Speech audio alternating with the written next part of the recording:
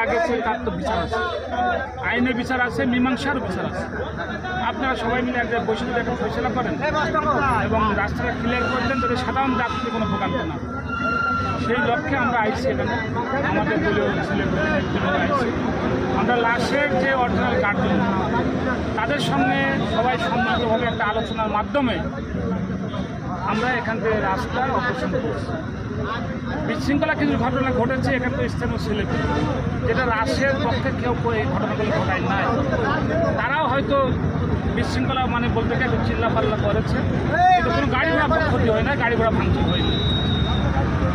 আমরা এখন মালিক পক্ষকে ডাকছি যে যেটা পরিবহন সংস্থা এর একটা সমিতি আছে, সেই সমিতি কুষ্টিয়া জেলার প্রেসিডেন্ট সেক্রেটারি তারা এখানে আসবে, স্থানীয় গণ্যমান্য ব্যক্তিবর্গ থাকবে এবং লাশের যারা গার্জেন পক্ষ আমরা সবাই মিলে এবং প্রশাসন থেকে একটা